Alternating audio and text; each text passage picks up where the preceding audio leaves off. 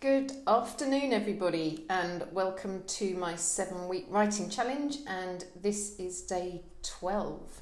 My name is Hannah Velton, and I'm a grief healer, writer, and speaker. Today's writing was all about, again, finding light out of a situation or within a situation. And there's a few things that I want to show you before I read to you what I wrote with Christian this morning.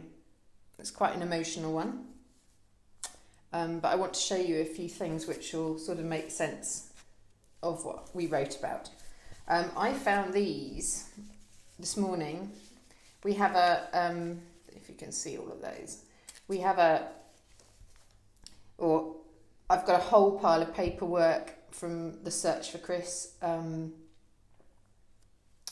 just like bags and bags of this stuff. Obviously we searched for Christian, or mum and dad searched for Christian and all his friends for, I'd say at least 2.5 years before we'd really exhausted every opportunity we had in the physical.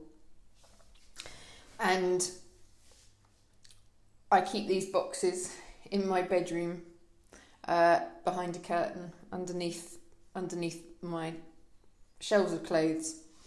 And I've kind of put them in there because it seems so long ago. It seems it's 2003 to about 2005 all these papers relate to, and I've sort of pushed them away now.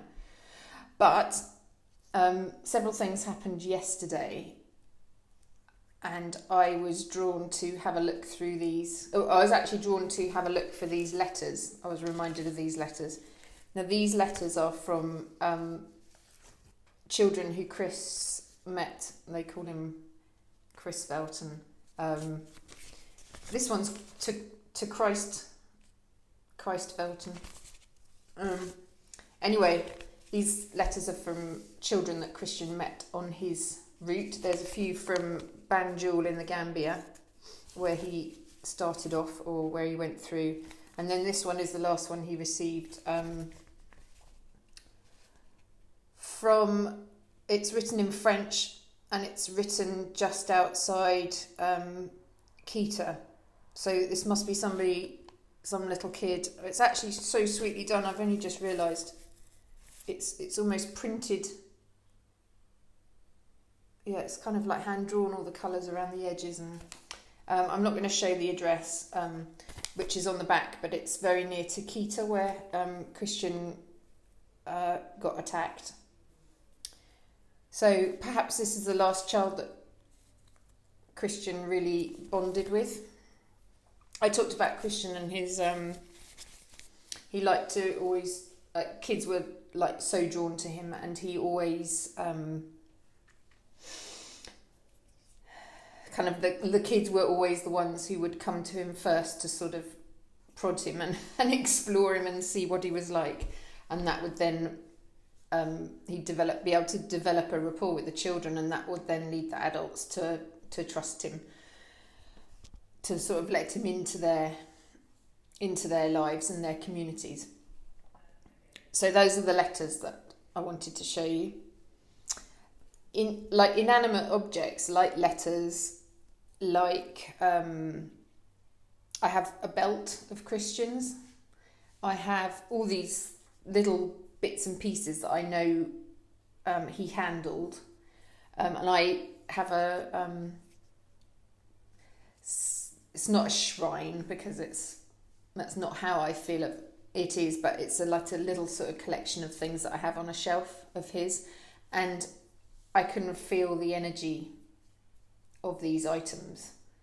So that's the other thing, is that inanimate objects that have belonged to your loved ones, they will still hold their energy, and they still hold a power.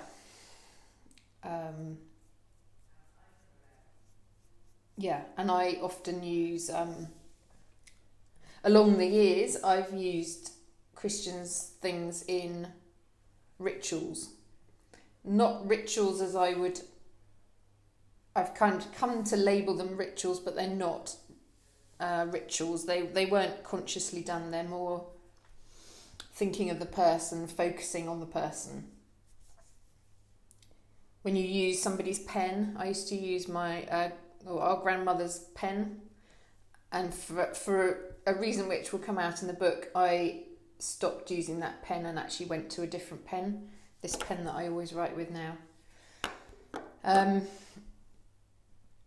The second thing I need to tell you about is camera cards. So when Christian was attacked in Kita in Mali, he had his video camera and his stills camera stolen, and all along I've been told that the camera cards, so the small digital cards, will be returned to me in the UK.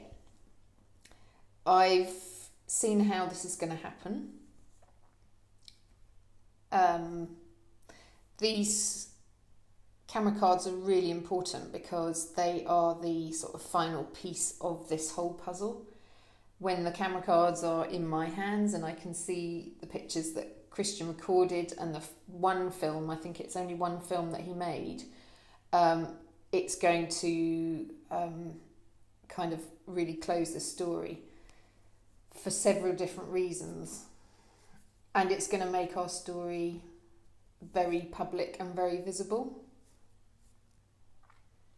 But I'm not going to talk any more about the camera cards because, as you'll see from the letter, they seem to be very close at the moment. The other thing that I need to explain is Purdy, who was our Dalmatian dog, who was actually Christian's birthday present. He's telling me when he was 7, which sounds about right. So he had a Dalmatian, obviously, puppy that grew into... She lived for 14 years, actually, and she was an absolute delight. She was, as you'll see from the letter, she and Christian had a bond, and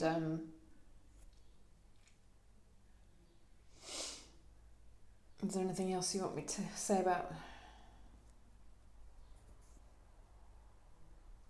No, I mean, he's kind of explained everything in the letter. So this morning's, the spark, so I'm doing this writing course and every day we get a spark. So it's usually poems that are read, which sparks things, and there's an exercise. The exercise today was, there is beauty to be found here too, as in, you have a crisis, something goes wrong, you have a problem that you're feeling out of your depth, you're feeling out of control, but actually there is a beauty you can find in the situation as well. And I know when I was deep in grief and finding it hard to even look at my grief, I wouldn't have ever thought there was any beauty in there. And I should mention this as well, maybe. So yesterday, I had a very interesting conversation with somebody who was attracted to Christian and my story when I was sharing it on Facebook in 2016-17. And we talked last night about how both of us thought we'd healed our grief, or we'd kind of made peace with our grief about both losing brothers both in Africa. But actually, as became abundantly clear to me and to the girl I was talking to many years later, you suddenly get triggered and you realise that you haven't healed your grief at all. You might have patched it up, you might have covered it up, you might have sewn the grief wound together, but actually it's still there and it's still weeping and it's still overflowing into your life. So I guess what I'm saying is that if you're watching these films or you are thinking, I have a grief, but I don't want to go anywhere near it again. I've made my peace with it. I've shut it in my, in a box. I've sealed it in my head in a box. Just know that if you're being called to take another look at your grief, it will be because there's a gift in that grief, and there's transformation, and there's purpose, and there's a whole bundle of unconditional love wanting to come at you. And you just have to be courageous and open and allow the love to come to you, and see what facing your grief again will bring. But anyway, that's all I need to say about that. So I'm just going to read the letter, and we wrote this about 20 minutes ago. I might get a bit emotional at the end, but I'll try not to. So this is totally Christian speaking here. So the trigger was, there is beauty to be found here too. And then this is Christian from now on. So Han, another big day, big reveal for you. Those letters that you found, full of yearning and searching and wondering and life, the boys I met along my path in Africa. There is nothing for you to do with them, but I'd like to have their spirit, their fascination and their fearlessness recorded in our book. I want those children to be celebrated, as all children should be. Theirs is a beauty which shines through when worries are beginning to cloud your senses, when adults begin to start acting oddly towards you and suddenly making demands of you. One man wanted you to visit Africa so you could become his second wife. I politely told him I would let you know what a catch he would be, ! And that's why he was pestering Mum and Dad in the letter he sent them. I fear I may have led them into believing you'd jump on a plane to visit him, ! Anyway, the children. There was a real hunger in the children I met, girls and boys, to experience the new, to imagine a different world to what they were experiencing. They knew of David Beckham and Man United, didn't everyone? But what about the real chances for them to shine? They were so eager to please, to share their stories with me and listen to my tales. They showed concern for me. Would I have enough to eat? Would I get lost? But they also shared their excitement of being free to wander, to do what they loved, which was exploring the world around them. They felt that I was on a huge adventure and that I would see all sorts of wondrous things. And of course I did. The camera cards, when they are returned to you, will show you the wondrous things I saw. But from your green and pleasant UK vision, the dirt and the dust, the sparseness and the basic nature of existence might not seem wondrous and beautiful at all. But, as you know, Han, when you immerse yourself in a place and in an adventure, you adapt. We are resilient, we are flexible, we make the most of what we have. And the only thing we really need in this life is unconditional love. Love for ourselves, love for those around us. We attract the love. The children knew me. They could sense a fellow traveller and a freedom seeker. You remember that book I recommended to you?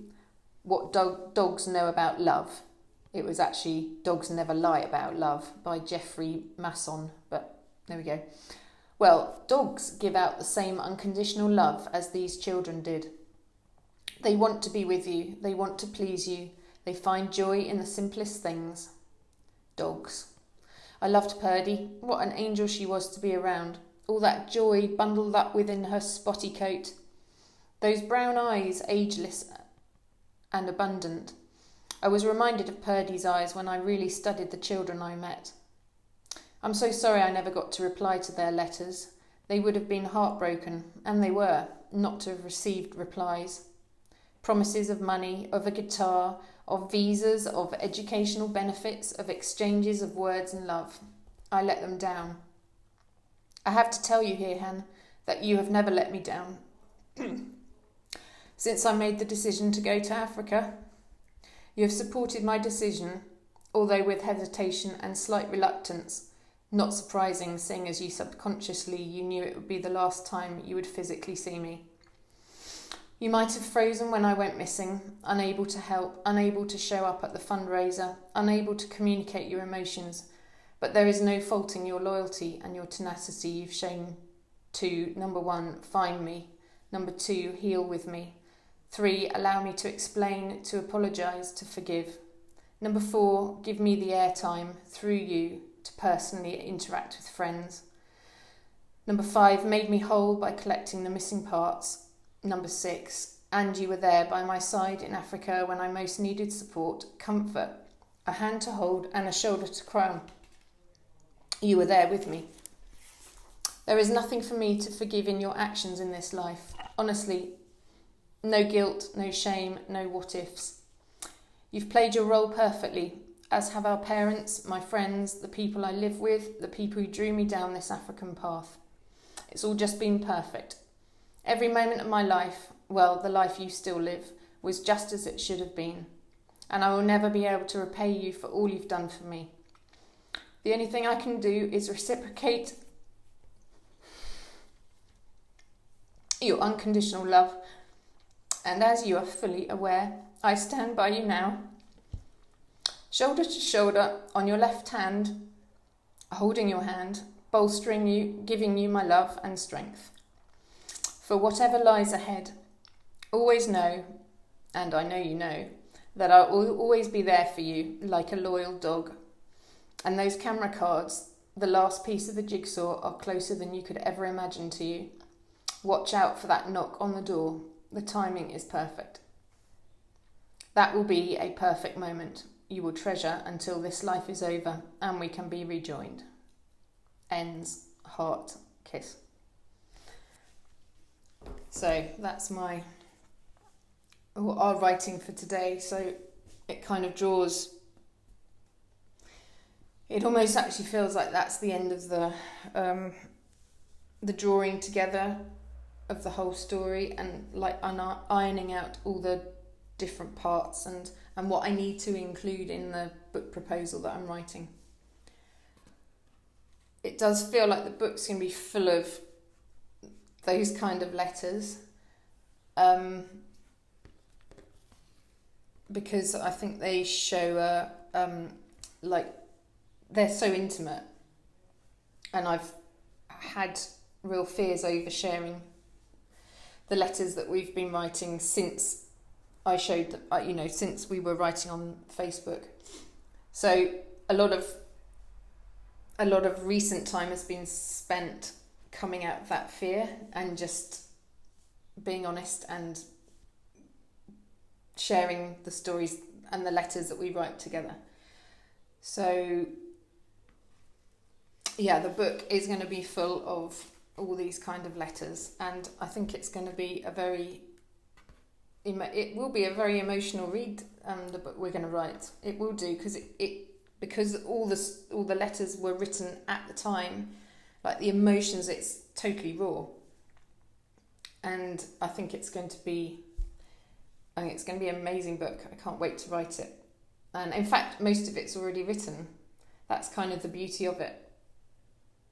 It might need, like I had to give you a few points and hints as to what the letter contained before I read the letter. But yeah, it's really getting exciting now. And to think these camera cards are actually going to materialise in the physical. I knew they would. I was told about these camera cards in about 2018, because I actually originally thought I was going to have to go to Africa to find these camera cards, and I mentioned it to my husband, and he was like, "There's no way you're doing that." And we looked at all the government government guidance, foreign office guidance about travelling to Mali, and it's not good. So it was almost like you cannot go. Anyway, I kept being told I was going to go to Africa to they would be returning to me, I would be finding them. And during the films we made, Christian and I made about his last steps in Africa, again, it came up that these camera cards would come to me at the right time, and it seems, and I've kind of seen it all happening. I've had dreams, I've had images, I've seen the exchange of the cards, and I know I don't know who's bringing them, but I know the person who's going to bring them. And I guess with COVID-19, and I mean all of this is, I don't know how it's going to happen. No idea. But then again, I never knew how I was going to find Christian, and I just have, it's that faith. It's like I've been told so many times it's going to happen. I've got to that point where I just have complete faith. So we'll see. It does feel like everything's really coming together now. So bring it on. I can't wait to see those pictures. And Christians we've talked about it before in the pictures, and actually the man who was ultimately responsible for Christian's death, he mentions the cards as well, because he's actually going to be in some of the pictures. But he wanted us as a family, and for myself, to get the last pictures that Christian took and the last pictures of Christian, because they will show us what a great time he was having and how free he was, and a lot of what we talked about in the film yesterday. I think it was yesterday, about the freedom he felt when he was travelling. So yeah, it does feel like it's the final puzzle, and it will be how a lot of people want to remember Christian, travelling, carefree, enjoying himself. So yeah, these camera cards are really important for us to get returned. And also the film camera, when I was doing my films with Christian, he actually took over my voice and my body, and I actually was, I can't remember which film that is. It's maybe even in the I don't know. I'll put a link in the comments. But I actually took over his voice, and I was him in front of the camera. And he'd been having problems with the camera, but he actually managed to make one film, and I actually voiced it. So I'd love to get that film back, because it should be almost exactly what I voiced. That would be amazing, wouldn't it? Yeah, he says it would.